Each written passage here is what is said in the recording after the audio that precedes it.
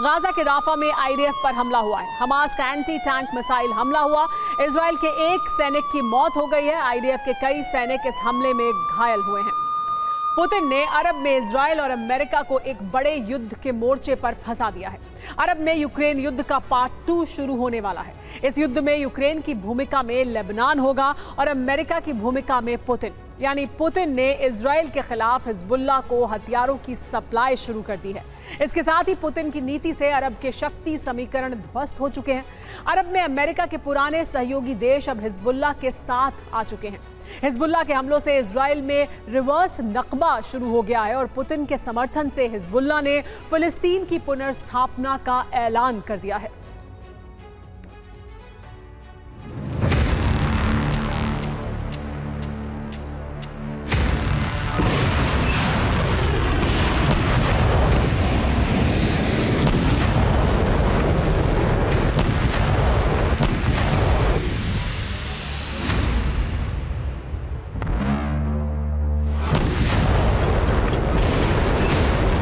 अरब में पुतिन ने युद्ध की वैसी ही बिसात बिछा दी है जैसी बाइडेन ने यूरोप में यूक्रेन के जरिए बिछाई। यूरोप में जिस तरह अमेरिका यूक्रेन को हथियार सप्लाई कर रहा है, ठीक उसी तरह से रूस ने अरब में लेबनान के हिजबुल्लाह को हथियार सप्लाई शुरू कर दी है।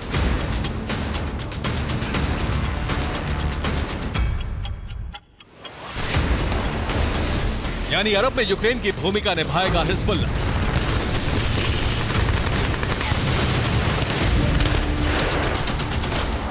रूस जिस तरह अपनी धरती पर यूक्रेन के हमले झेल रहा है, अब उससे कहीं भयंकर हमले झेलेगा। इजराइल और इसकी शुरुआत हो चुकी है।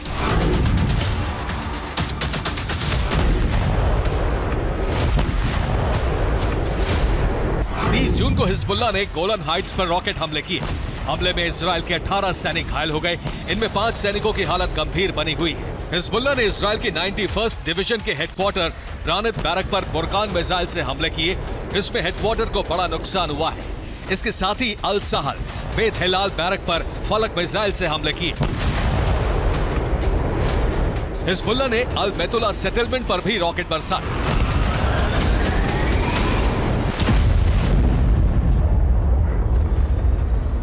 एक ही दिन में हिजबुल्लाह ने इजराइल पर इतने बड़े हमले किए हैं जिससे सीधे युद्ध की आशंका तेज हो गई है।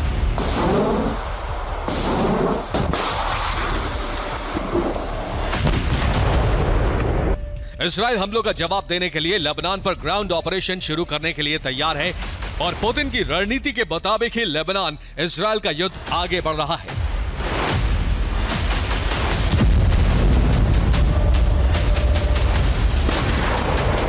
इजराइल ने कहा है कि अगर हिजबुल्लाह के हमले नहीं रुके तो लेबनान का हाल गाजा जैसा कर दिया जाएगा।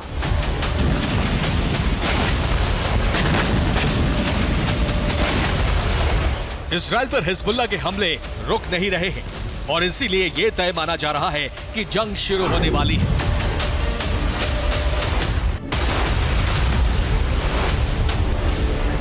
इसी जंग की तैयारी अरब लीग ऑफ पुतिन ने शुरू कर दी।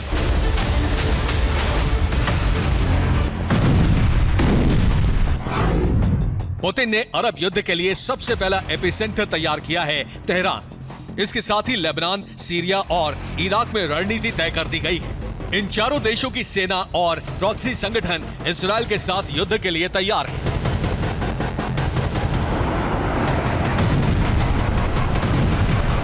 हिजबुल्लाह को बड़ी जंग के लिए तैयार किया जा रहा है और पुतिन ने इसीलिए नसरल्लाह की फौज को शक्ति आपूर्ति शुरू कर दी।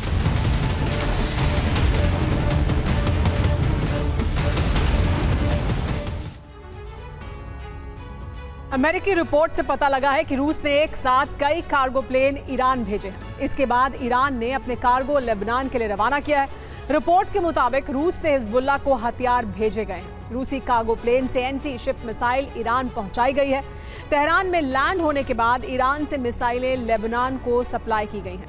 ईरान ने इराक और सीरिया के एयर स्पेस के जरिए लेबनान तक कार्गो प्लेन भेजे हैं। बीती रात भी बेरूत में ईरानी कार्गो प्लेन लैंड हुए हैं। रिपोर्ट में दावा है कि हिजबुल्लाह को बुरकान सहित रूसी एंटीशिप मिसाइलें मिल चुकी हैं।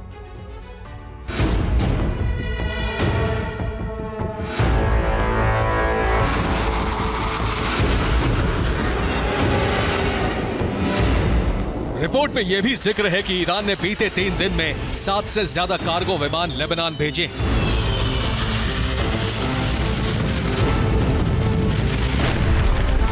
हिजबुल्लाह सबसे बड़ी जंग के लिए तैयार हो चुका है और उसका ट्रेलर इजराइल की जमीन पर नजर आने लगा है।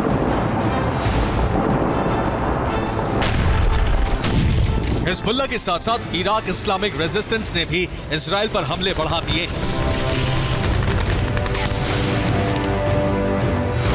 इराक इस्लामिक रेजिस्टेंस ने इजराइल के एलात पोर्ट पर रॉकेट हमले किए। इन हमलों को इजराइल ने इंटरसेप्ट करने का दावा किया है।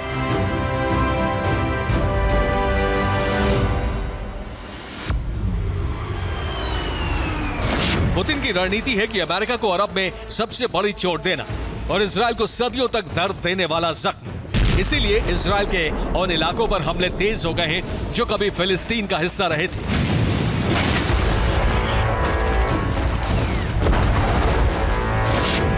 पुतिन के इशारे पर हिजबुल्लाह ने इजराइल में रिवर्स नकबा शुरू कर दिया है।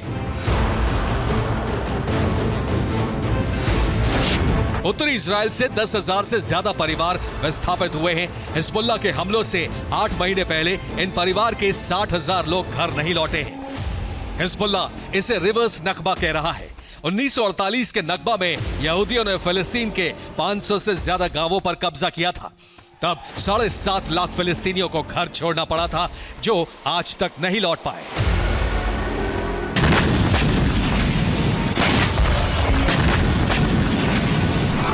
इजराइल पर इस बात का दबाव है कि वो विस्थापित परिवारों को जल्द से जल्द सुरक्षा देकर घर वापस पहुंचाए, लेकिन हिजबुल्लाह का खतरा खत्म किए बिना यह मुमकिन नहीं है।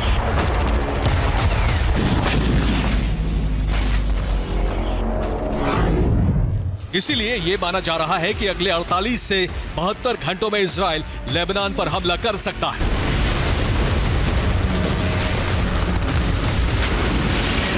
इजरायली सेना ने इसके संकेत भी दे दिए हैं।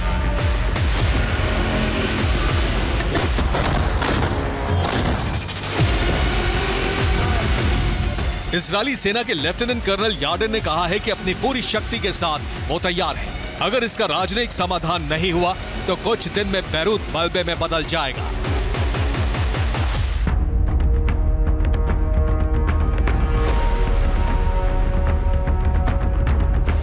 इजराइल की तैयारियों को देखते हुए पुतिन ने भी हिजबुल्लाह को बड़ी शक्ति बनाने का मोर्चा खोल दिया है। पुतिन के एक फोन कॉल पर अरब लीग हिजबुल्लाह के समर्थन में खड़ा हो गया है।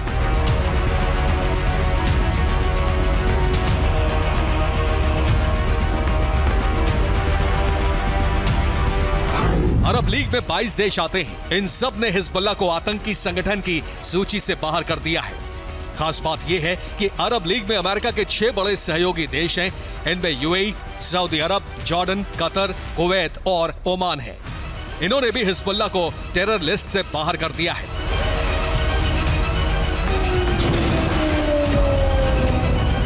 यह अमेरिका की अरब नीति के लिए बड़ा झटका है, क्योंकि अरब के कई देश हिजबुल्लाह के साथ खड़े हो गए हैं।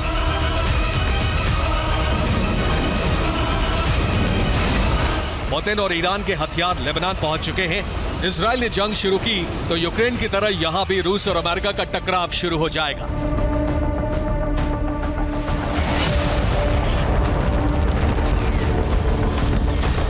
और इस युद्ध में इजराइल को बहुत बड़ा नुकसान निश्चित है। Bureau report, TV9 Bharatvarsh.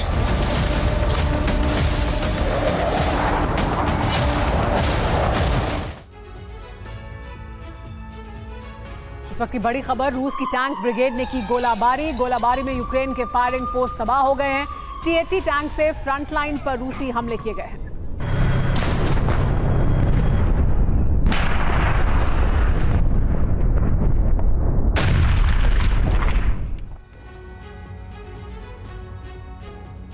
जुलाई के महीने में यूक्रेन किस कदर जलने वाला है, इसका ट्रेलर जून के आखिरी दिन दिख गया है।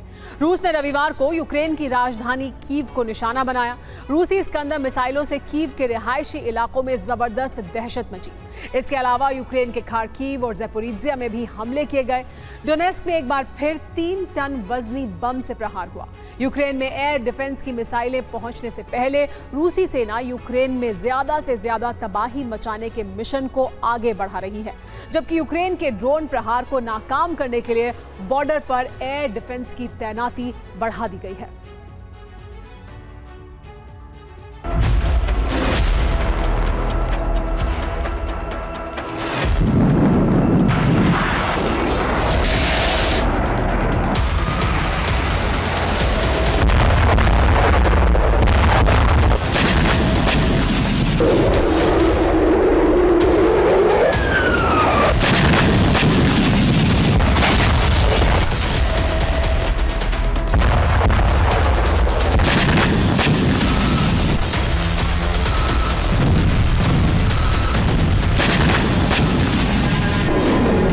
राजधानी कीव के लिए इस्कंदर 500 जैसी घातक और ताकतवर मिसाइल,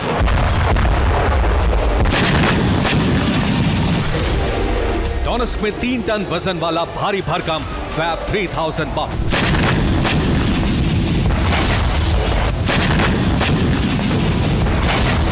खार्किव और ज़ेपोरिज्जिया के लिए गाइडेड और अनगाइडेड बम।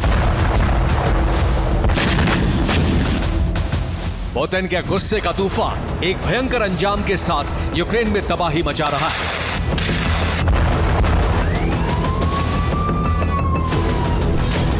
यूक्रेन दावा कर रहा है कि कीव पर इस्कंदर से हमले की कोशिश हुई, लेकिन हमला नाकाम रहा। लेकिन ये तस्वीरें कुछ और कहानी बयां कर रही है। कीव की इमारतों में धमाकों के निशान साफ नजर आते हैं। कीव के ओबोलोनेस्की में यह धुआं क्यों उठ रहा था? यूक्रेन भले ही कीव पर हमले की खबर को छिपाने की कोशिश कर रहा है, लेकिन कीव में रविवार को एयर अलर्ट जारी किया गया। कीव के लोगों को बम शेल्टर में जाना पड़ा। कई घंटे तक कीव के लोग शेल्टर में ही रहे।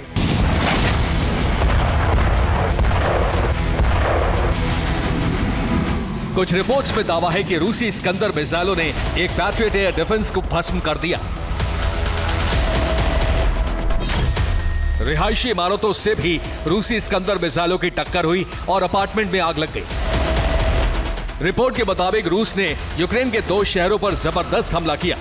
कीव पर इस्कंदर मिसाइलें बरस रही थीं, तो वहीं खार्किव में भी जबरदस्त तबाही मची। रविवार को रूस के फाइटर जेट ने खार्किव इलाके में गाइडेड बम की बरसात की। इस हमले के टारगेट पर यूक्रेन का एक डाक डिपो था। बम धमाके के बाद इमारत के साथ ही आसपास खड़ी गाड़ियों में आग लग गई। रिपोर्ट के मुताबिक इस हमले में एक की मौत हो गई, जबकि करीब 10 लोग जख्मी हो गए।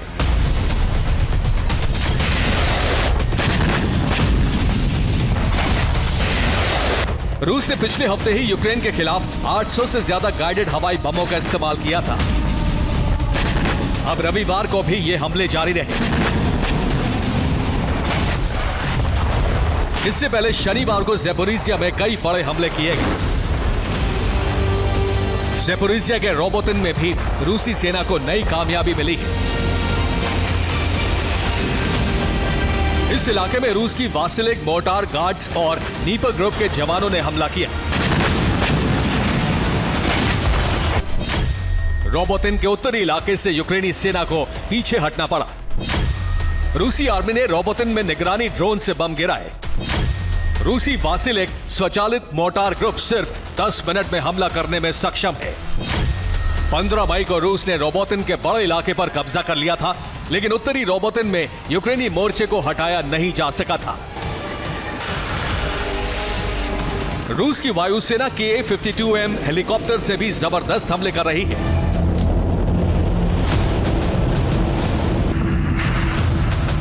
इन हेलीकॉप्टर्स को अनगाइडेड मिसाइलों से लैस किया गया है।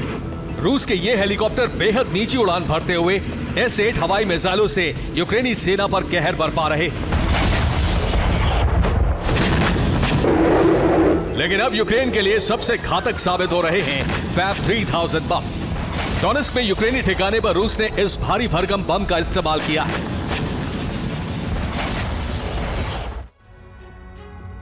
यूक्रेन के लिए फैब 3000 बॉम्ब बेहद घातक साबित होने वाला है, क्योंकि इसमें 3 टन विस्फोटक होता है। रूस ने इसमें गाइडेंस किट लगाकर इसे और घातक बना दिया है। अब सैटेलाइट नेविगेशन की वजह से इस बॉम्ब से सटीक निशाने पर प्रहार हो रहा है। रूस का यह बम हमला डोनेस्क में एक यूक्रेनी कमांड सेंटर पर हुआ। इस हमले में इमारत का नामो निशान मिट गया और 60 यूक्रेनी सैनिकों की मौत हो गई। 4 सैन्य वाहन भी नष्ट कर दिए गए।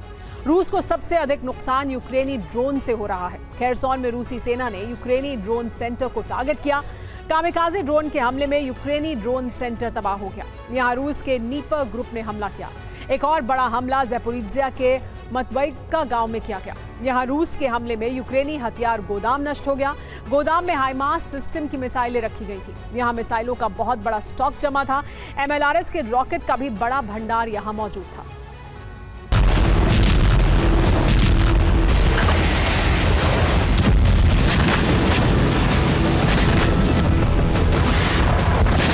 सिर्फ घातक हथियार ही नहीं, रूसी आर्मी गोरिल्ला प्रहार भी कर रही है। डॉनबास के किरोवो इलाके में रूसी फौज दबे पांव सुरंगों से दाखिल हुई और फिर यूक्रेनी ठिकाने पर हमला कर दिया।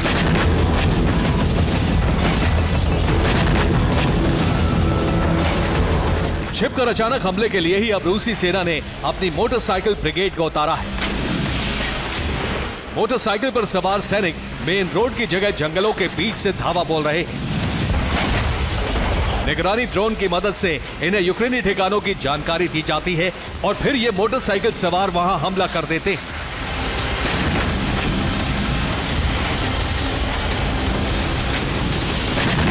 ज़ैपोरिज्जिया में इस हमले से यूक्रेन को बहुत बड़ा नुकसान हुआ है, क्योंकि रूस ने मिसाइल से जिस ट्रेन को निशाना बनाया उस पर T-64 टैंक लोड किए गए थे। ट्रेन में कई दूसरे हथियार और उपकरण भी ले जाए जा रहे थे। रूस के इन तमाम हमलों से जाहिर हो गया है कि यूक्रेन का एयर डिफेंस अब बेहद कमजोर हो चुका है। दूसरी तरफ यूक्रेनी सीमा पर रूस ने अपना एयर डिफेंस बेहद मजबूत कर लिया है। रविवार को रूस ने यूक्रेन के 36 ड्रोन को गिरा दिया। कुर्स्क में यूक्रेन के 15 ड्रोन नष्ट कर दिए गए। लिपेस्क में 9 ड्रोन हमले नाकाम किए गए। ब्रियांस्क और बेलगोरोद में 6 ड्रोन भस्म कर दिए गए। रूस की इस आक्रामकता की वजह जून के महीने में यूक्रेन के ताबड़तोड़ हमले हैं।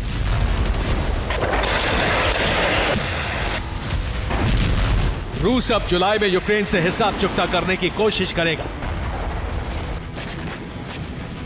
यूक्रेन की तरफ से दावा किया गया है कि जून में रूस के 3 फाइटर जेट नष्ट किए गए। यूक्रेन के हमलों में 350 टैंक भी भस्म हो गए। 58 एयर डिफेंस को भी यूक्रेन ने नष्ट कर दिया। 30 दिन में रूस के 33,700 सैनिकों की मौत हो गई। फिलहाल यूक्रेन एक बार फिर रूस पर बड़े हमले की तैयारी में है। यूक्रेन को नेटो के हथियार भी मिलने वाले हैं और यूक्रेन में 1000 किलोमीटर से अधिक के ड्रोन का प्रोडक्शन बेहद तेजी से किया जा रहा है। ज़ेलेंस्की को उम्मीद है कि पैट्रियट की मिसाइलें आने के बाद रूस के हमले नाकाम होंगे और यूक्रेन एक बार फिर रूस पर हावी हो सकेगा। Bureau report, TV9 Bharatvarsh.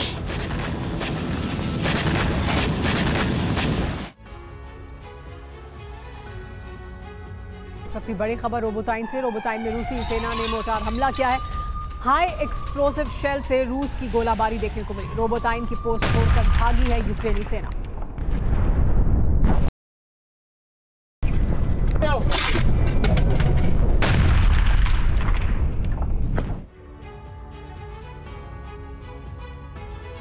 क्या जल्द ही नेटो बेलारूस पर भीषण हमला कर सकता है? क्या बेलारूस के चप्पे चप्पे को बारूद से पाटकर प्रेसिडेंट पुतिन ने इंतकाम लिया है? दरअसल ये आशंका किसी और ने नहीं बल्कि खुद बेलारूस ने जताई है। बेलारूस ने आरोप लगाया है कि यूक्रेन और पोलैंड बॉर्डर से लगातार उकसाने वाली हरकत की जा रही है। बेलारूस पर हमले के लिए नेटो सेना की तैनाती तक हो चुकी है, लेकिन बेलारूस पर जंग की आंच आए उससे पहले ही पुतिन के जंगबाज एक्शन में आ गए और अब बेलारूस फ्रंट से ही यूरोप संहार का रूट तैयार हो चुका है। आखिर कैसे, आप भी देखिए।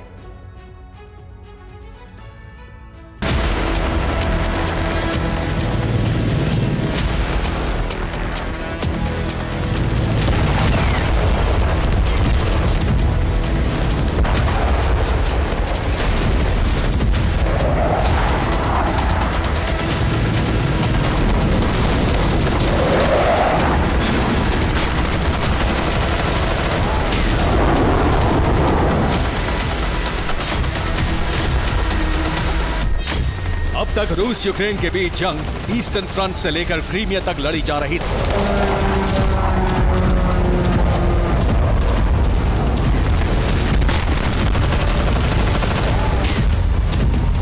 अब तक दोनों मुल्क की सेना पूर्वी यूक्रेन से पश्चिमी रूस तक के इलाके को गोला बारूद से दहला रही थी।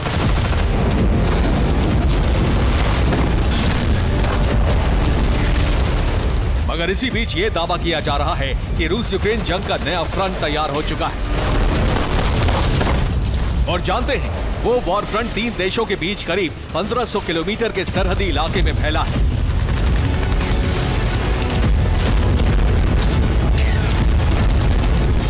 आशंका जताई जा रही है कि किसी भी वक्त पोलैंड, बेलारूस और यूक्रेन से सटे बॉर्डर पर अब तक की सबसे भीषण जंग का आगाज हो सकता है।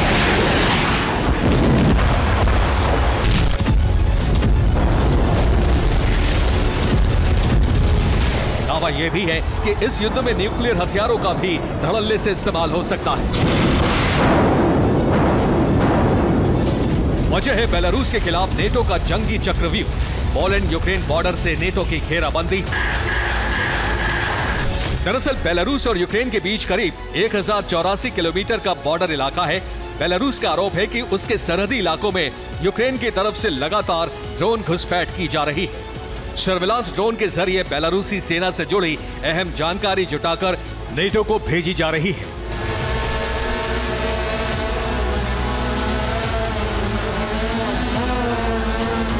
वहीं बेलारूस और पोलैंड के बीच करीब 416 किलोमीटर का बॉर्डर इलाका है। बेलारूसी डिफेंस का दावा है कि यूक्रेन के इनपुट के बाद नेटो ने पोलैंड से सटे बेलारूस बॉर्डर के पास हजारों की तादाद में सैनिक और टैंक, तोप, आर्टिलरी जैसे हथियारों की तैनाती की है।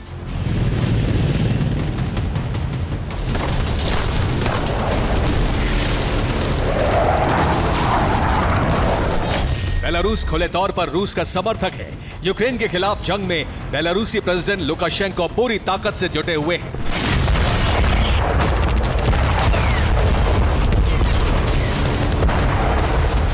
बेलारूस के इसी कदम से नेटो भड़का हुआ था और दावा किया जा रहा है कि बेलारूस पर दबाव बनाने के लिए नेटो ने 2 अलग अलग मोर्चे से बेलारूस की घेराबंदी कर दी। बस फिर क्या, बेलारूस ने यूक्रेन, पोलैंड समेत पूरे नेटो देशों को एटमी वार्निंग दे दी है।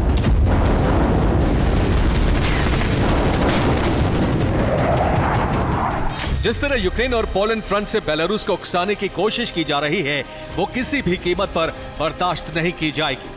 अगर हमारे अस्तित्व पर खतरा मंडराया तो हम न्यूक्लियर हथियारों के इस्तेमाल से भी नहीं हिचकेंगे।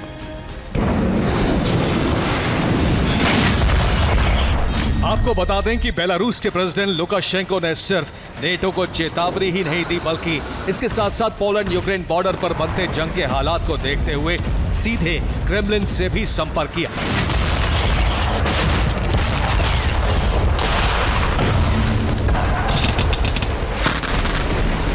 दावा किया जा रहा है कि इस पूरे मसले पर रूस और बेलारूस के विदेश मंत्रियों ने मुलाकात की। 48 घंटे बाद पुतिन लुकाशेंको के बीच मीटिंग होगी। रूस ने बाल्टिक सागर में सबमरीन को भी तैनात किया। वहीं कैलिनिनग्राद में रूस ने एटमी मिसाइलें एक्टिवेट की।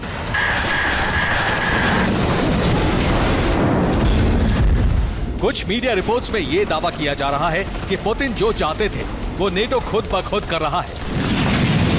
दरअसल अमेरिका और नेटो की शह पर यूक्रेन क्रीमिया को दहला रहा था। क्रीमिया फ्रंट पर ताबड़तोड़ हमले कर रहा था। ऐसे में पुतिन का मकसद था क्रीमिया फ्रंट से जंग को शिफ्ट करना। अभी पुतिन उस मौके की तलाश में थे। उससे पहले ही पोलैंड यूक्रेन से सटे बेलारूस बॉर्डर पर नेटो ने मोर्चा संभाल लिया, विध्वंसक हथियारों की तैनाती कर दी।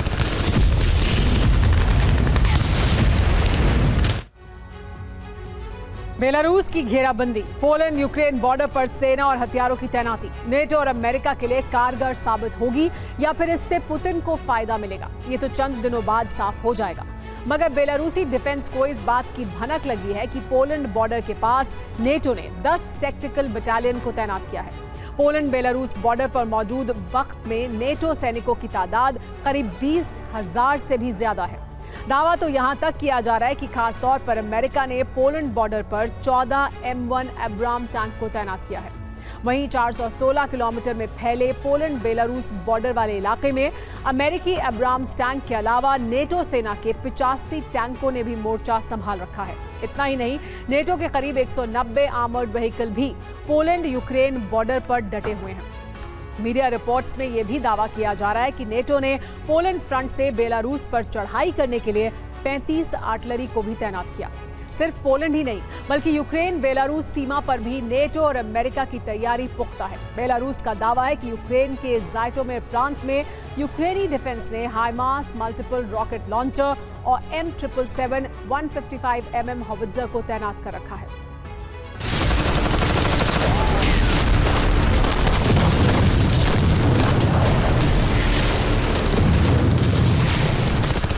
दावा किया जा रहा है कि अमेरिका के कार्गो विमान बीते 24 घंटे से लगातार अब्राम्स टैंक और डिफेंस सिस्टम के साथ पोलैंड के एयरबेस पर लैंड कर रहे हैं।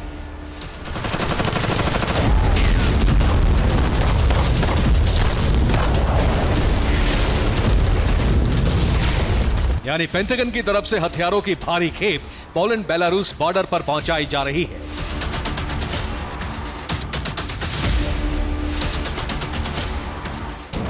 वहीं बेलारूस की परमाणु धमकी के बाद रूस भी पूरे एक्शन में है। दावा तो यहां तक किया जा रहा है कि पुतिन कैबिनेट ने यूरोप के तबाही मिशन पर मोहर तक लगा दी है।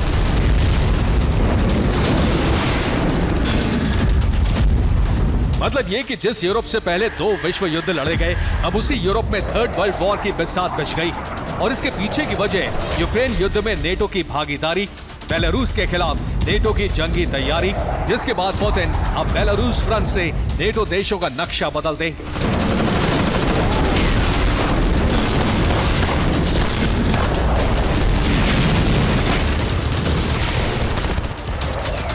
और अगर पुतिन ने यूक्रेन के बजाय नेटो पर फोकस शिफ्ट किया तो फिर रूस यूक्रेन युद्ध के वर्ल्ड वॉर 3 में तब्दील होने की प्रबल संभावना है। Bureau report, TV9 Bharat. इस वक्त की बड़ी खबर खेरसौन से। खेरसौन में रूस ने ड्रोन हमला किया है। यूक्रेन के ड्रोन कंट्रोल टावर पर हमला किया गया। विस्फोट से तबाह हुआ यूक्रेनी ड्रोन कंट्रोल सेंटर।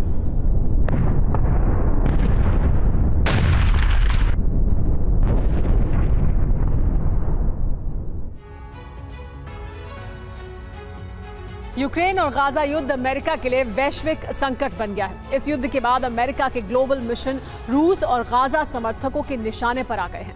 अमेरिका की खुफिया एजेंसी ने अलर्ट दिया है कि यूरोप में अमेरिका के सभी सैन्य बेस पर सैबोटाज या छद्म हमले, टेरर अटैक और फिदायीन हमलों का खतरा मंडरा रहा है। देखिए अमेरिका के यूरोप में कौन कौन से सैन्य बेस खतरे में हैं, खुफिया रिपोर्ट में क्या आशंकाएं जताई गई हैं और कौन है जो इन बेस को तबाह करने की प्लानिंग का मास्टरमाइंड है।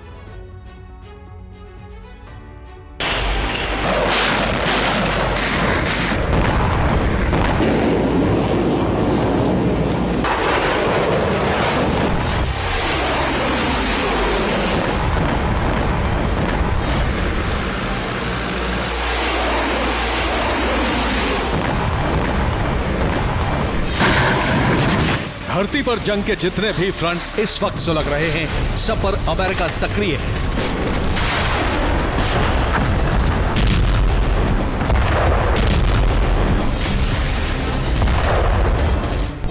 रूस यूक्रेन की जंग में अमेरिका यूक्रेन को हथियारों की सप्लाई कर रहा है। गाजा, लेबनान की जंग में अमेरिका इजराइल को हथियार सप्लाई कर रहा है। लाल सागर में अमेरिका की प्रोस्पेरिटी गार्डियन फोर्सेस यमन के हूती ठिकानों पर बारूद बरसा रही हैं। इराक और सीरिया में अमेरिका प्रॉक्सी संगठनों के ठिकानों पर बम बरसा रहा है। साउथ कोरिया के साथ युद्धाभ्यास करके अमेरिका किम जोंग को भड़का रहा है।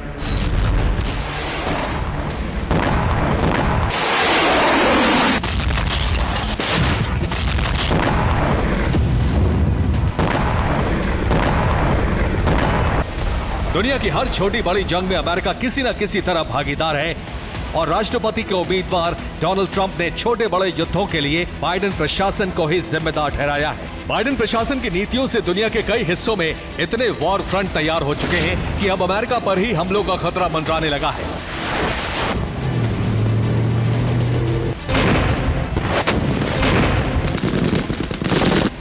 अमेरिका के यूरोप में जितने भी सैन्य बेस हैं, सब पर खतरा मंडरा रहा है।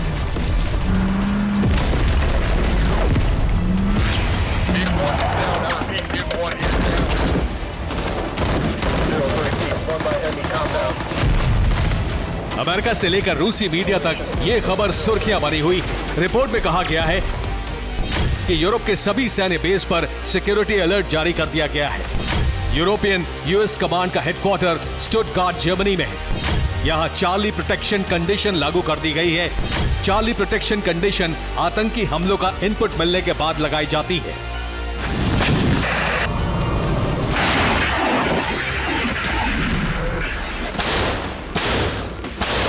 यूएस की इंटेलिजेंस रिपोर्ट है कि यूरोप के सभी बेस पर बड़े आतंकी हमले का खतरा मंडरा रहा है। इस बात की जानकारी सीआईए के पूर्व प्रमुख ने भी दी है। सीआईए के पूर्व प्रमुख माइकल मॉरल ने कहा है कि अमेरिका के यूरोपीय सैन्य बेस बहुत बड़े खतरे में है। इसके साथ ही अमेरिका के अंदर 9/11 से भी बड़े हमले की साजिश रची जा रही है।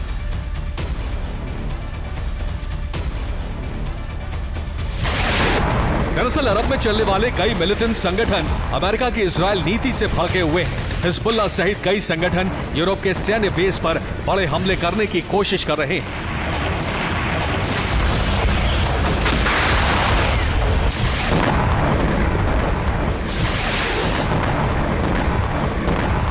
अरब से चलने वाले कई शिया और सुन्नी संगठनों के लड़ाकों को यह जिम्मेदारी दी गई है।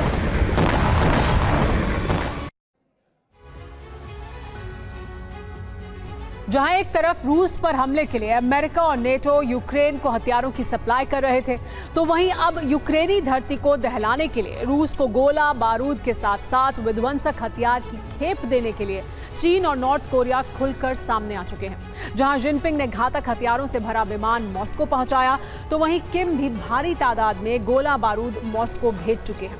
आखिर कैसे पुतिन, शी और किम के गठबंधन ने बढ़ाई बाइडेन की टेंशन, आप भी देखिए।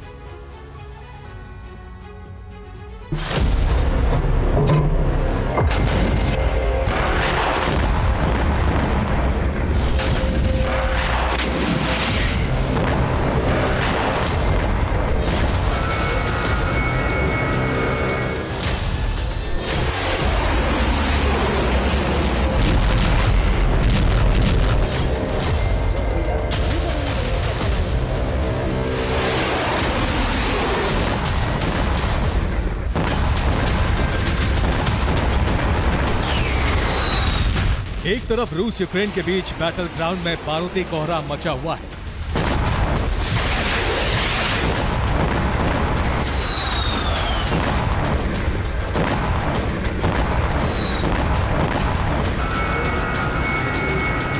इसी बीच मॉस्को में एक ट्रांसपोर्ट विमान के दस्तक ने यूक्रेन, नेटो समेत अमेरिका की टेंशन बढ़ा दी है।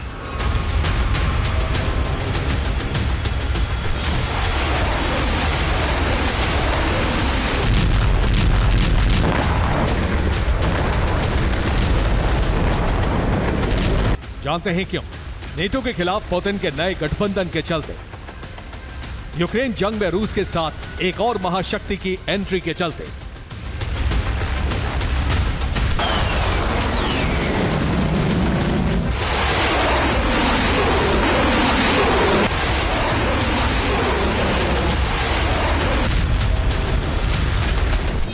दरअसल चीनी सेना का Y-20A मिलिट्री ट्रांसपोर्ट विमान मॉस्को पहुंचा। दावा है कि पीएलए के विमान में हथियारों की भारी खेप मौजूद थी। मिसाइल डिफेंस सिस्टम और MLRS मॉस्को सप्लाई किए गए।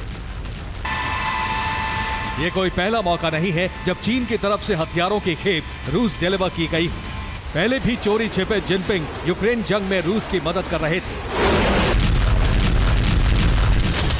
पहले भी बीजिंग से विध्वंसक हथियार मॉस्को सप्लाई किए गए।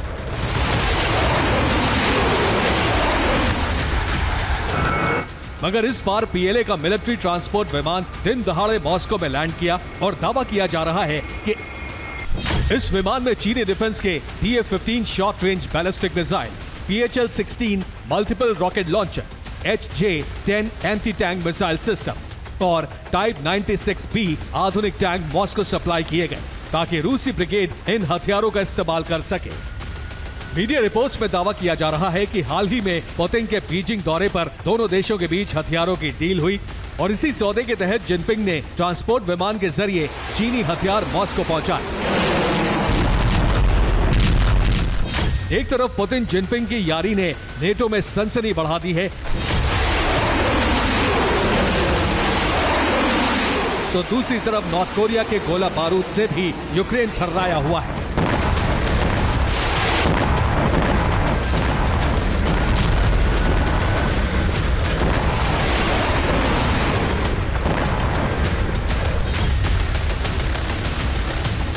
दरअसल पिछले महीने ही पुतिन 2 दिन के उत्तर कोरिया के दौरे पर गए।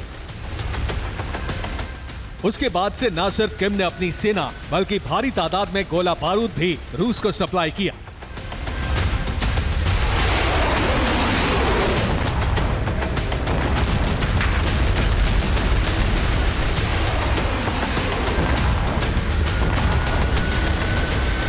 और अब नॉर्थ कोरिया से मिले उसी गोला बारूद को रूसी ब्रिगेड इस्तेमाल कर रही है।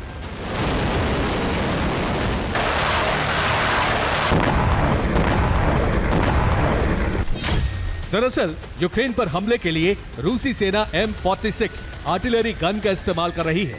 इस आर्टिलरी गन का गोला नॉर्थ कोरिया सप्लाई कर रहा है, क्योंकि M46 आर्टिलरी के शेल मॉस्को में तैयार नहीं होते। दरअसल M46 आर्टिलरी गन 7 दशक पुराना हथियार है, जिसे सोवियत दौर में बनाया गया। इस आर्टिलरी गन को रूस ने नॉर्थ कोरिया को दिया था। हालांकि रूस में इस आर्टिलरी गन की शेल नहीं बनाई जाती,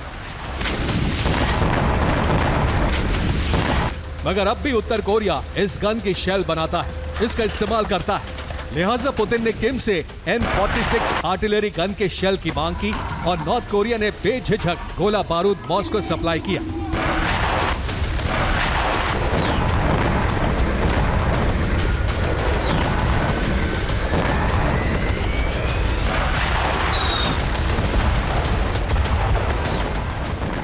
दरअसल किम, पुतिन और जिनपिंग यही वो 3 किरदार हैं जो अमेरिका के सबसे कट्टर विरोधी हैं। अमेरिका से इन तीनों मुल्कों की अदावत दशकों से जारी है। अब तक ये तिकड़ी अलग अलग फ्रंट पर अमेरिका को चुनौती देती आई थी।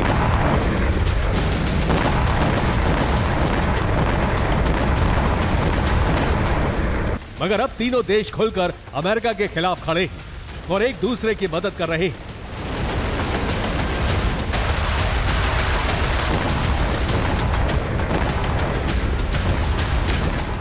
और यकीन मानिए, किम, पुतिन, जिनपिंग का ये गठबंधन अमेरिका ही नहीं बल्कि पूरे नेटो पर भारी साबित हो सकता है। Bureau report, TV9 Bharatvarsh.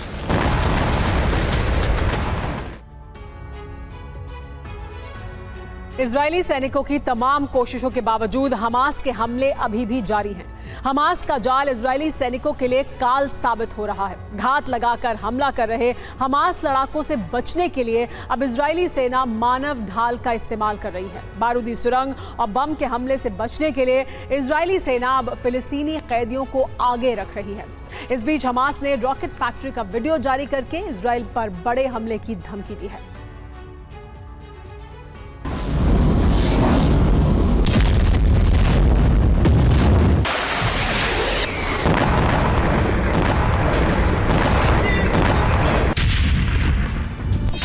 हजारों सैनिक, सैकड़ों टैंक, इतना गोला बारूद, लेकिन इजरायल का मिशन अब भी अधूरा है।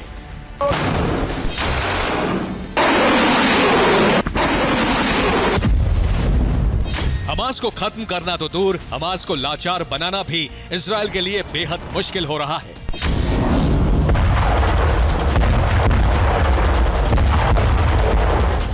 यकीन ना हो तो ये तस्वीरें देखिए। हमास ने अपनी हथियार फैक्ट्री का वीडियो जारी किया है। दावा है कि हमास इजरायल से बदला लेने की तैयारी कर रहा है और रॉकेट का प्रोडक्शन बेहद तेज कर दिया है।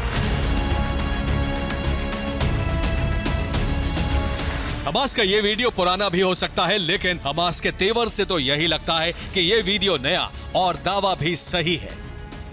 हमास ने इजरायली सैनिकों पर हमले का वीडियो भी जारी किया है। रिपोर्ट के मुताबिक इजरायली सैनिकों को टारगेट करने के लिए अब हमास लैंडमाइंस और बम का इस्तेमाल कर रहा है। हमास के लड़ाके सुरंग में छिपकर हमला कर रहे हैं। इजरायली सैनिकों के रास्ते में बम लगाए जा रहे हैं। किसी इमारत से निकलकर अचानक हमले किए जा रहे हैं। पिछले कई दिनों से इजराइल ऐसे जाल की वजह से ही अपने कई सैनिकों को गंवा चुका है।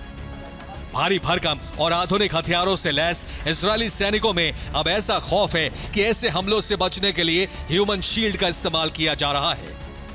इजरायली सैनिक अब हमास के अचानक होने वाले हमले और बारूदी सुरंगों से बचने के लिए मानव ढाल का इस्तेमाल कर रहे हैं। अब सैनिक अपने साथ फिलिस्तीनी कैदियों को रख रहे हैं, जिन्हें सैनिकों से कुछ कदम आगे चलना पड़ता है।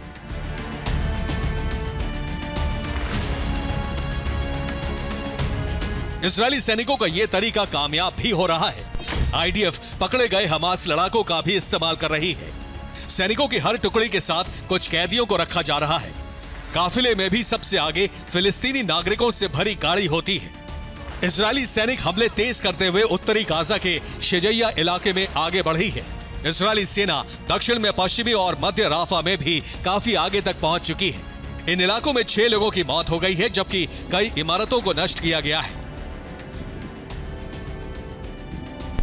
गाजा में आईडीएफ और शिन बेत ने एक ज्वाइंट ऑपरेशन चलाकर बड़ी कामयाबी का दावा किया है।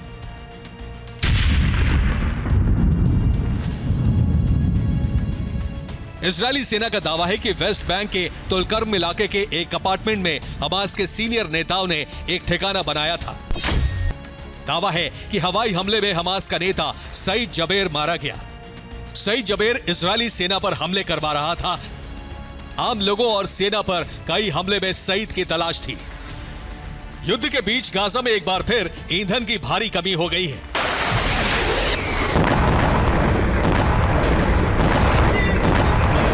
फ्यूल की कमी के चलते अब अस्पतालों में जनरेटर सिस्टम बंद हो सकता है। फिलहाल सिर्फ 48 घंटे का फ्यूल होने का दावा किया जा रहा है। अगर वक्त पर गाजा में तेल की सप्लाई नहीं की गई तो जनरेटर बंद होने से अस्पतालों में भर्ती गंभीर मरीजों की मौत हो सकती है। Bureau report, TV9 Bharatvarsh.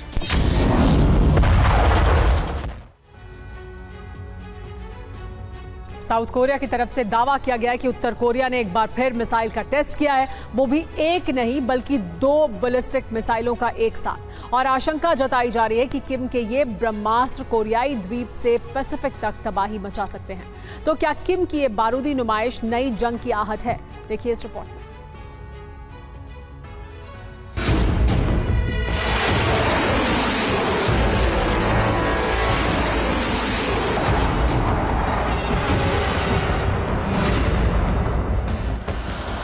एक बार फिर उत्तर कोरिया ने अपने विनाशक हथियार की नुमाइश की।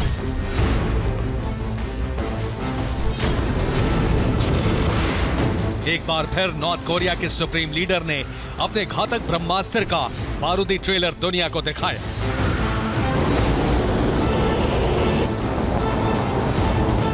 और इसके साथ ही कोरियाई पेनिनसुला से पैसिफिक तक खलबली मच गई।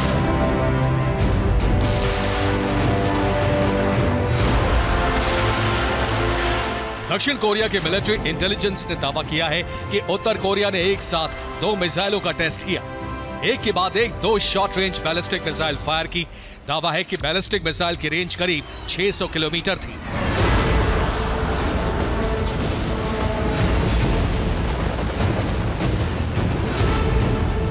आपको बता दें कि नॉर्थ कोरिया के एक मिसाइल टेस्ट में फेल कर गई, जबकि एक मिसाइल का सफल परीक्षण हुआ।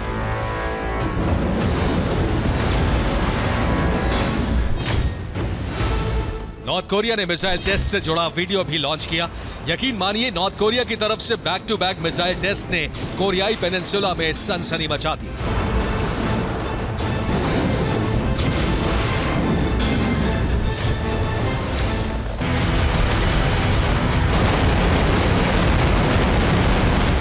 आपको बता दें, कुछ महीनों पहले ही नॉर्थ कोरिया ने IRBM यानी इंटरमीडिएट रेंज बैलिस्टिक मिसाइल का परीक्षण किया था।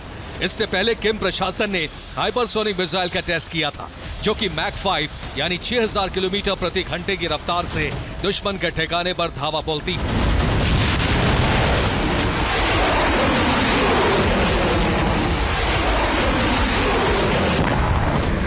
और इसके अलावा अप्रैल महीने में किम ने एक साथ 2 मिसाइलें दागी थी।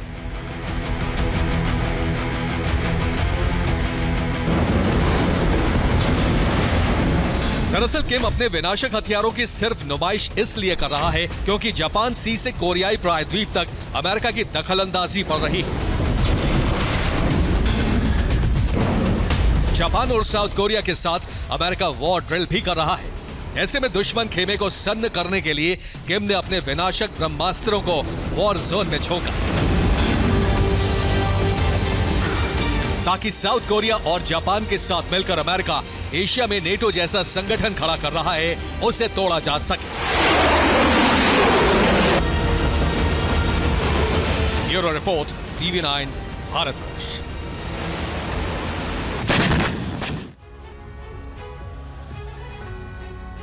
समंदर की उफान मारती लहरों पर जिसका काबू होता है, असल में समंदर पर उसी का राज होता है। और इसी मकसद के साथ पुतिन की सेना प्रोजेक्ट 23,000 ई पर युद्ध स्तर पर काम कर रही है। मकसद है दुनिया का सबसे शक्तिशाली, सबसे विशाल सुपर एयरक्राफ्ट कैरियर को बनाना, उसे 5th जनरेशन फाइटर से लेकर S-400 जैसे डिफेंस सिस्टम से लैस करना। आखिर कैसा है पुतिन का नया आविष्कार? कैसे 1 लाख टन वजनी योद्धा समंदर में लाएगा भूचाल? देखिए।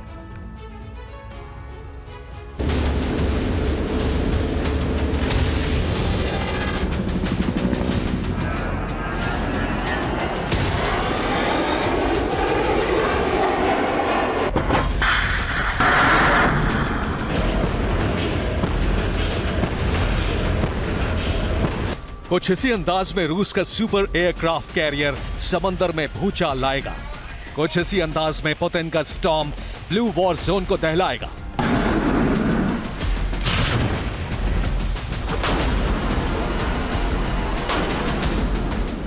कुछ इसी अंदाज में रूसी नौसेना के सबसे बड़े, सबसे ताकतवर, सबसे शक्तिशाली जंगबाज समंदर की लहरों को चीरकर दुश्मन खेमे में खलबली मचाएगा। मीडिया रिपोर्ट्स में दावा किया जा रहा है कि समंदर में खुद को ताकतवर बनाने के लिए रूसी डिफेंस बीते कुछ सालों से प्रोजेक्ट 23,000 ई पर काम कर रहा था। रूसी नहीं बल्कि दुनिया का सुपर एयरक्राफ्ट कैरियर तैयार करना, और इसी प्लान के तहत जल्द ही रूस स्टॉर्म 2 को तैयार करने वाला है।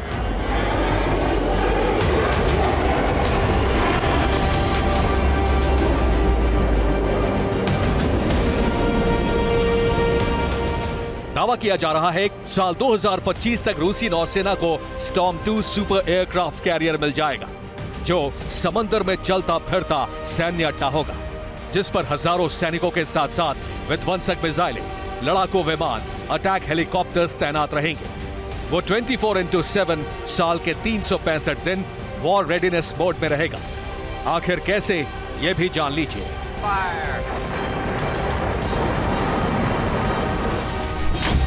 रूसी सुपर एयरक्राफ्ट कैरियर का वजन करीब 1 लाख टन होगा। रूसी नौसेना का सुपर एयरक्राफ्ट कैरियर करीब 50 मीटर ऊंचा होगा, जबकि इसकी लंबाई करीब 331 मीटर तक हो सकती है। स्टॉर्म 2 की रफ्तार करीब 56 किलोमीटर प्रति घंटे की होगी।